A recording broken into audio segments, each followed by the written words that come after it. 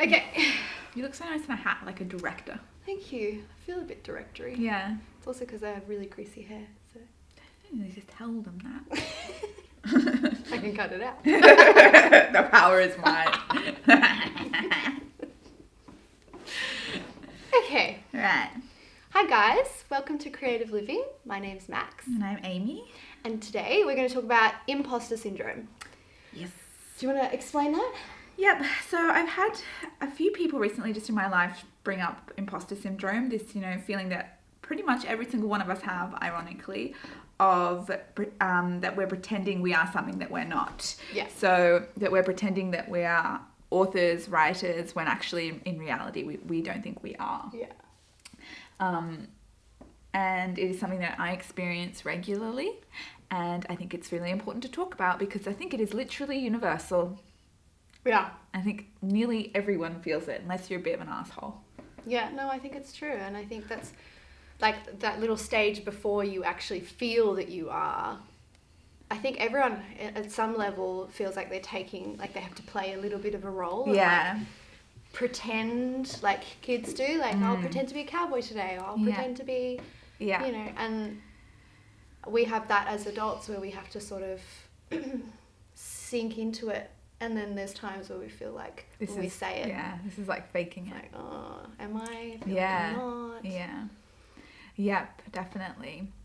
I felt like it, my personal experience with it recently has definitely been moving into creating my own business and mentoring writers and working with other writers.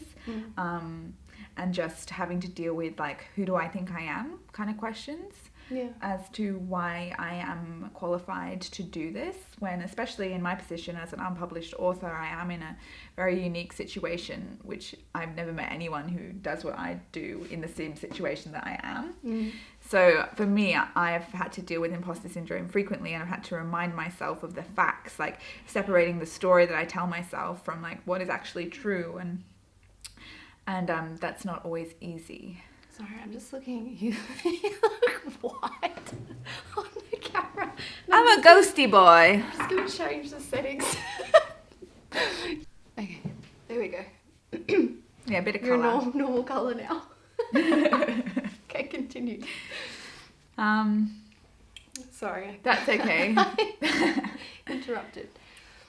Yeah, I think it's just about owning where you're at, and making sure that those voices that tell you that you're faking it or you don't deserve to be here, and that inner critic is you're aware of what they're saying. You're not just taking what they're saying on immediately. You're not buying into those stories straight away. That you're critical of the thoughts that you're having when you're in an imposter syndrome spiral. And I also think that a really great way to handle that, so when you feel like a fake or you feel like you've got this imposter syndrome, it can come and go. Take baby steps. So there's no reason why you need to rush into anything. So maybe the imposter syndrome comes up when you're telling people that you're a writer or an actor or a producer or a painter. Taking baby steps and maybe just telling certain people for start can be a good way to just let yourself like deal with it first, and then the next person can know, and then the next person, and like there's no reason why you can't ease yourself into that. Or if there's someone that's saying, oh, I really want to hire you for this, and you're going, oh fuck, I don't know, it's too much, it's too it. big. Like, it's too big. There's no reason why you can say, look, let me just think on it. I'll get back to you tomorrow. You can mull it over, see what you're comfortable to do. If, it's also about experience, and the more experience you have, I think the less that you listen to that little inner critic, even though it's probably still there. We all have to start, and that's the problem. So it's going to be strongest. Those feelings are going to be strongest at the start of this journey, because this is when you're fresh into it, and you might not be used to identifying as artist, as whatever it is that you're doing, but you have to have those feelings, and you have to do the first job, and you have to write the first book in order to become who you are. Yeah. So it's just necessary. Really and if you listen to the voices that dub you an imposter, then you're never going to be able to take those next steps, and you're going to get in your own way and just martyr yourself straight at the first door. Yeah. Yeah.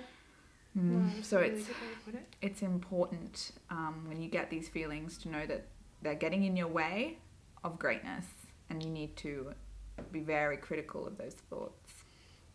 Yeah, and like, so I was just telling Amy, I read The Alchemist. I always want to say atheist for some reason. Like in my mind, I'm like about to say The Atheist. And I'm like, it's not. The Alchemist. And it's basically a story about this boy who goes on a journey to find his treasure. And this journey is his personal legend, basically his path that he's meant to be on. And I think that along the way you get tests, and like even though this is a fictional story, there's a lot that I resonated with, and I thought, oh my god, I've seen that. And I think the imposter syndrome is just something that is good practice to listen to and go, like that's interesting that's what it's saying to me. And like the more that you can acknowledge that, and the more that you can listen to it from an objective point of view and go, oh, like this is what it's saying today, or this is what it said yesterday, and like, oh, like this is changing now, or this is getting quieter, and like I'm feeling stronger here, like in my heart versus my head, and like use it as a tool to just make yourself stronger. And like if you can practice looking at it from an outside point of view, then suddenly you'll be telling yourself the things that you would tell your friends. Like you'd always tell your friends, no, of course, like you're meant to do this, you're born for it, you deserve it, you've worked hard, like all of those things suddenly you'll be telling yourself when you can look at that from a different point of view. Definitely. I also think it's worth reminding yourself, especially if you are feeling imposter syndrome in terms of labeling yourself as an artist, so writer, actor, producer, whatever it is. If you're doing the work, then you own the title.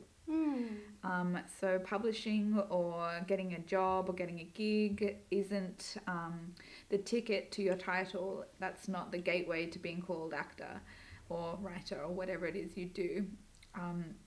The practice is, so if you write, you're a writer. If you write, you're an author. If you act, you're an actor. If you do the art, you are the artist.